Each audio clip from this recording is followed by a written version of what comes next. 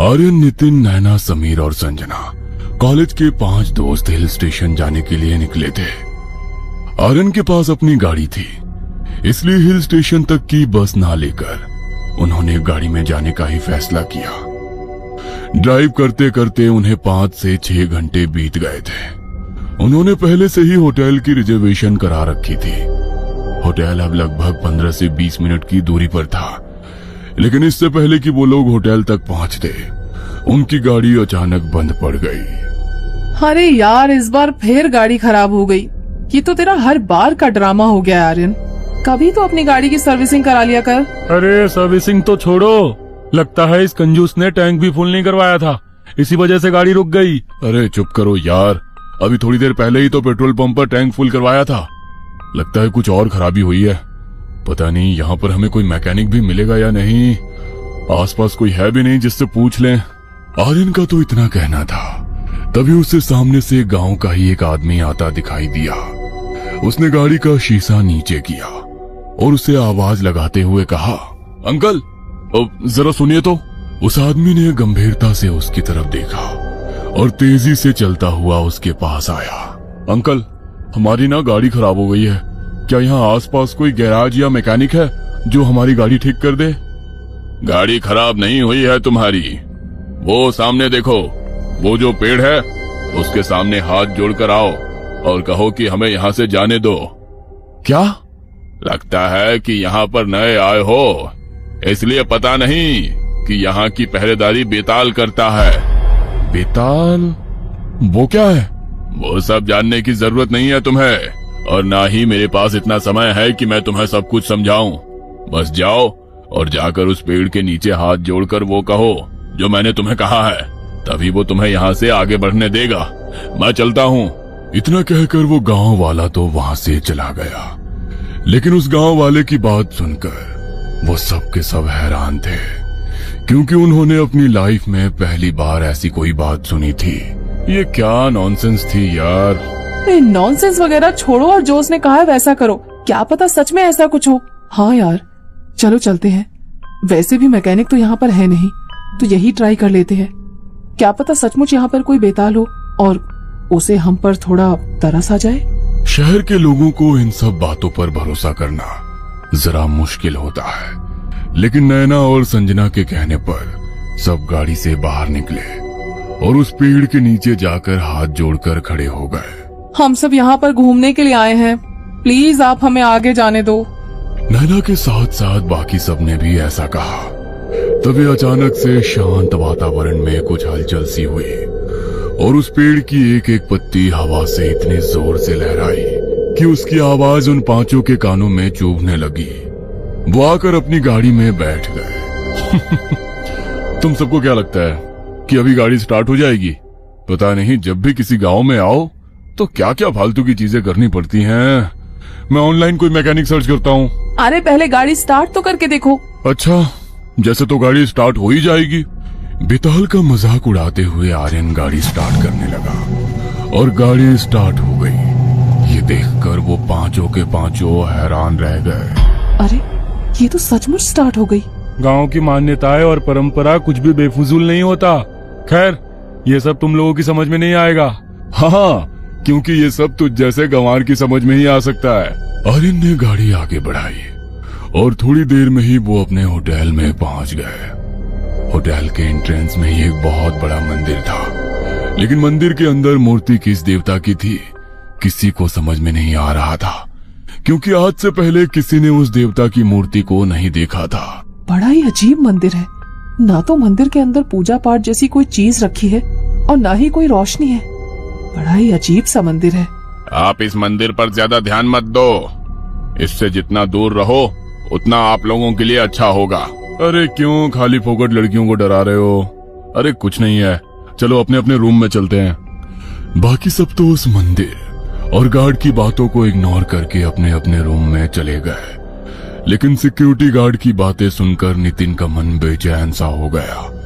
नैना और संजना ने अपना अलग रूम लिया था और तीनों लड़के एक रूम में एक साथ रुके थे। पूरे दिन का ट्रैवल करके उन्हें होटल तक पहुंचते पहुंचते रात हो गई थी, इसलिए सब बहुत थक चुके थे। तो खाना खाते ही सो गए, लेकिन नितिन को नींद नहीं आ रही थी। वो अपने मन में कुछ बड़बड़ा रहा था। आखिर क्या था जिसे मैंने वहां पर देखा? मैं अच्छी तरह जानता हूँ कि वो मेरा भ्रम नहीं था। गांव की मान्यताएं और परंपरा कुछ भी बेफजूल नहीं होता। खैर, ये सब तुम लोगों की समझ में नहीं आएगा। हाँ, क्योंकि ये सब तुझ जैसे गंवार की समझ में ही आ सकता है। इससे पहले कि नितिन आर्यन की बात का कोई जवाब देता, उसकी नजर गाड़ी के रियर मिरर पर पड़ी, जिसमें वो पेड़ बिल्कुल साफ दिखाई दे रहा था, जिसके सामने अभी वो लोग हाथ जोड़कर आए थे। लेकिन जब नितिन ने ध्यान से देखा तो एक 6-7 फीट का बड़ा भयानक दिखने वाला प्राणी, जैसे कोई राक्षस, उस पेड़ से उल्टा लटका हुआ था और उन लोगों को वहां से जाते हुए देख रहा था। ये देखकर नितिन का कलेजा उसके मुंह को निकल कर आ गया। लेकिन बाकी सब उसकी बात पर यकीन नहीं करेंगे, ये सोचकर उसने कुछ नहीं कहा और अपनी आंखें बंद करके चुपचाप बैठा रहा।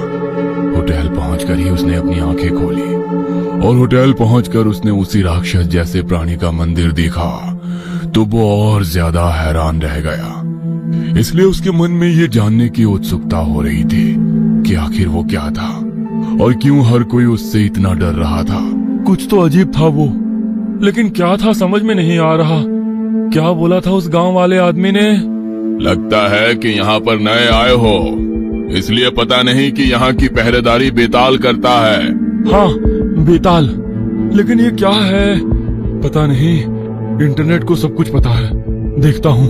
नितिन ने इंटरनेट पर बेताल लिखकर उसके बारे में सर्च किया ताकि वो बेताल के बारे में जान सके और उस हिल स्टेशन और बेताल के बीच का क्या कनेक्शन है वो भी जान सके। ओह माय गॉड, हमारी किस्मत अच्छी है जो बचकर आ गए, वरना ये तो बहुत खतरनाक है। इंसानों को मारकर ये उनकी आत्माओं पर कब्जा कर लेता है। लेकिन अगर ऐसा है तो यहाँ पर इसका मंदिर क्यों बनाया गया है? बड़ी अजीब बात है। इसके पीछे कुछ ना कुछ कहानी तो जरूर है, पता करना पड़ेगा। न जाने नितिन को उस हिल स्टेशन के साथ बेताल से जुड़ी कहानी जानने की क्या उत्सुकता थी। वह आधी रात को उठकर फिर से नीचे गया तो गार्ड ने उसे रोकते हुए कहा, अरे ओ भैया, इतनी रात गए कहाँ जा रहे हो? लूटने का इरादा है क्या? पता है ना टूरिस्ट स्पॉट है और रात को कैसे कैसे लोग घूमते हैं यहाँ पर। मैं कहीं बाहर नहीं जा रहा, बल्कि आपसे ही मिलने आ रहा था। मुझसे मिलने? वो भी इतनी रात गए? मुझसे इतनी रात गए, ऐसा क्या काम पड़ गया तुम्हें? तुम उस बेताल के बारे में कुछ जानते हो क्या?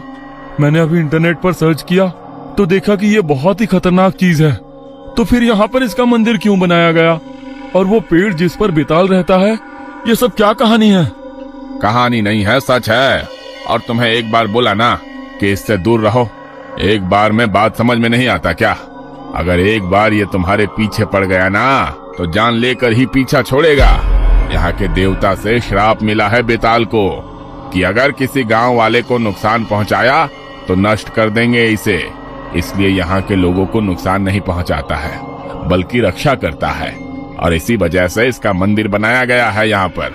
लेकिन तुम यहाँ के नहीं हो, इसलिए तुम्हारा रक्षक नहीं भक्षक बन जाएगा ये। दूर रहो इससे। अच्छा ठीक है ना, मैंने तो तुमसे बस इसकी कहानी पूछी थी। क्यों फालतू में डर रहे हो और मुझे भी डरा रहे हो? कहानी जान ली ना, अब तो जाओ और सुबह होने तक यहाँ वापस मत आना।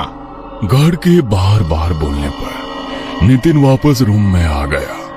लेकिन बेताल के बारे में जानकर अब तो उसे और ज्यादा नींद नहीं आ रही थी, इसलिए वो खिड़की पर जाकर खड़ा हो गया। खिड़की खोलते ही जैसे ही उसकी नजर बाहर पड़ी तो सामने ही बेताल का मंदिर था। उसने देखा कि एक लड़की अपने सर पर काला कपड़ा ओढ़े हुए आई। उसने बेताल के मंदिर में एक दिया जलाया और वहां एक मुर्गे की बलि चढ़ा दी। उसे समझ में नहीं आया कि वो लड़की आखिर ऐसा क्यों कर रही है। उसे तो पहले ही बेताल के बारे में जानने की ना जाने क्या उत्सुकता थी। वो जल्दी से भागता हुआ नीचे गया, लेकिन तब तक वो लड़की वहां से जा चुकी थी और जिस मुर्गे की उसने बलि दी थी उसका सिर्फ खून ही वहां पर बचा था। उसका शरीर वहां नहीं था, जैसे तो किसी ने उसे ग्रहण कर लिया हो। ये देखकर नितिन डर से बुरी तरह कांप गया। वो जल्दी से भागता हुआ अंदर आया और जल्दी से अपना लैपटॉप खोला उसने बेताल और उसे दी जाने वाली बलियों के बारे में सर्च करना शुरू किया तो उसे पता लगा कि बेताल एक ऐसी शक्ति है जो मानव की हर इच्छा को पूरी कर सकता है, लेकिन उसके लिए बेताल को प्रसन्न करना पड़ता है। उसे पशु बलि अत्यधिक प्रिय है। मुझे जो चाहिए था मुझे मिल गया। इससे सांप भी मर जाएगा और लाठी भी नहीं टूटेगी। बस एक बलि ही तो देनी होगी।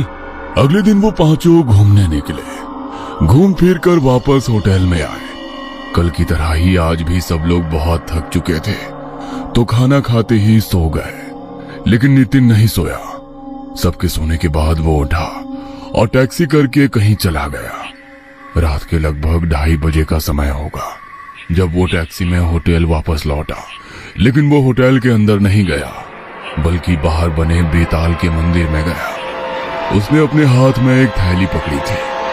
उसने एक जिंदा मुर्गा लिया जिसके हाथ पैर और मुंह बंधा था।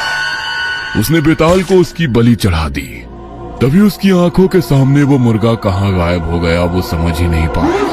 वो इतना डर गया कि आगे उसे समझ ही नहीं आया कि उसे करना क्या है। वो बस हाँफता हुआ होटल के कमरे में आकर लेट गया। पता नहीं अपना शरीर मुझे इतना भारी भारी क्यों महसूस हो रहा है। बड़ा ही अजीब लग रहा है। कहीं मैंने कुछ गलत तो नहीं कर दिया। नितिन बार बार करवटें बदल रहा था। उसे अपना शरीर बहुत भारी महसूस होने लगा। वो हाथ मुंह धोने के लिए वॉशरूम गया, लेकिन जैसे ही उसने आईने में देखा तो डर के मारे उसकी आवाज उसके गले में ही दब कर रह गई। वो चिल्लाना चाहता था लेकिन चिल्ला नहीं पाया। उसके कंधे पर वही बेताल बैठा था जिसे वो अभी थोड़ी देर पहले मुर्गे की बलि देकर आया था। उसका पूरा चेहरा खून से सना हुआ था। वो नितिन की ओर देखकर मुस्कुराया। तुमने मुझे बलि चढ़ाई और अपनी इच्छा भी नहीं बताई। बोलो क्या इच्छा है तुम्हारी, मैं पूरी करूंगा। अगर रात के 3 बजे कोई अपनी आंखों के सामने ऐसा दृश्य देख ले तो उसका डर आप समझ नहीं सकते। नितिन बहुत डरा हुआ था, लेकिन आखिरकार उसी ने तो बेताल की बलि चढ़ाई थी। उसने थोड़ी हिम्मत जुटाई। मुझे अपनी एक इच्छा पूरी करनी है। जानता हूं कि तुम्हें अपनी कोई इच्छा पूरी करनी है, इसीलिए तुमने मुझे बलि चढ़ाई। अब बोलो वो क्या इच्छा है। मुझे ज्यादा इंतजार करना पसंद नहीं। तुम आर्यन को मार दो। मेरे और संजना के बीच में बहुत आता है। वो चाहता है कि मेरी संजना उसकी हो जाए, लेकिन मैं ऐसा होने नहीं दूंगा। इससे पहले कि नितिन अपनी बात खत्म करता, उसने आईने में देखा कि बेताल उसके कंधे पर नहीं बैठा है। उसका कंधा भी अब बिल्कुल हल्का हो चुका है। उसे लगा कि ये सब कुछ शायद उसका कोई भ्रम था। वो वॉशरूम से बाहर आया तो आर्यन का शरीर पूरी तरह सफेद पड़ चुका था और बेताल उसके सीने पर बैठा था। उसके सीने पर बैठकर वो नितिन को देखकर बड़े ही भयानक तरीके से हंस रहा था। मैंने तुम्हारा काम कर दिया, अब मुझे मानव बलि चाहिए। क्या? ये क्या कह रहे हो तुम? मानव बलि? लेकिन मैं तो तुम्हें पहले ही बलि दे चुका हूं ना। आधा ज्ञान हमेशा तकलीफ देता है। पशु बलि से तो मैं जागृत होता हूँ, लेकिन कार्य पूर्ण करने के बाद मुझे मानव बलि चाहिए। मुझे मानव बलि लाकर दो, वरना मैं तुम्हें ही खा जाऊंगा। नहीं, देखो मैं ऐसा नहीं कर सकता। अगर तुम्हें बलि ही चाहिए तो तुम्हें जितने तुम बोलोगे उतने पशुओं की बलि दूंगा, लेकिन मैं किसी इंसान को कैसे बलि पर चढ़ा सकता हूँ? कितने अच्छे इंसान हो ना तुम। अपने दोस्त को बलि पर चढ़ाने से पहले सोचा था क्या? तो अब भी मत सोचो, क्योंकि मुझे इंतजार करना पसंद नहीं। अगर कल रात तक मुझे मानव बलि नहीं मिली तो तुम मेरी बलि बनोगे। बेताल आर्यन के मृत शरीर से खिड़की की तरफ उछला और अपने मंदिर की तरफ प्रस्थान कर गया। नितिन की आंखों के सामने आर्यन का मृत शरीर पड़ा था। उसे देखकर नितिन समझ गया था कि उसने अपनी जलन के चलते बहुत बड़ी आफत मोल ले ली है। समीर बहुत गहरी नींद में था, इसलिए उसकी आंख नहीं खुली। नितिन डर के मारे सो ही नहीं पा रहा था, क्योंकि उसके बगल में ही आर्यन का मृत शरीर रखा हुआ था। लेकिन आर्यन के मृत शरीर से ज्यादा उसे डर किसी और ही बात का था। मानव बलि कैसे चढ़ाऊंगा मैं उसे? मैं कैसे मार सकता हूँ किसी को? पहले ही आर्यन के मरने का पाप मेरे सर पर लग चुका है, अब किसी और को कैसे मार सकता हूँ? लेकिन अगर मैंने किसी और को नहीं मारा तो वो मुझे मार देगा। अगले दिन जब सुबह सबकी आंख खुली तो आर्यन की मौत ने सबको चौंका दिया, क्योंकि जिस तरीके से उसकी मौत हुई थी वो सामान्य नहीं था। उसका पूरा शरीर सफेद पड़ चुका था और आंखें बाहर को निकल कर आ चुकी थी। ऐसा कैसे हो सकता है? ये कोई सामान्य मौत नहीं है, कुछ तो बहुत अजीब हुआ है आर्यन के साथ। वरना ऐसे कैसे हो सकता है कि किसी के मरने पर उसका पूरा शरीर ऐसे सफेद पड़ जाए और आंखें बाहर को निकल कर आ जाए। समझ तो मैं भी नहीं पा रहा कि इसके साथ ये हुआ कैसे, क्योंकि ये सब बेताल का किया हुआ है। लेकिन बेताल को जब तक कोई जागृत ना करे तब तक बेताल यहाँ पर किसी को नुकसान नहीं पहुँचाता। कहीं इसकी किसी के साथ कोई दुश्मनी तो नहीं थी ना? कहीं तुम्हारा दिमाग तो खराब नहीं हो गया है? कुछ भी बोले जा रहे हो। एक तो यहाँ हमारा दोस्त चल बसा और तुम फालतू की बकवास कर रहे हो। बकवास नहीं कर रहा हूँ, मैं सच बोल रहा हूँ। किसी ने जागृत किया है उसे, और हो सकता है कि तुम में से ही किसी ने ऐसा किया हो, क्योंकि तुम लोगों से तो यहाँ पर किसी और को कोई मतलब भी नहीं है। पहली बार यहाँ पर आए हो तो भला कोई और तुम्हारे साथ ऐसा क्यों करेगा? तुम में से ही कोई है जो इस सब का जिम्मेदार है।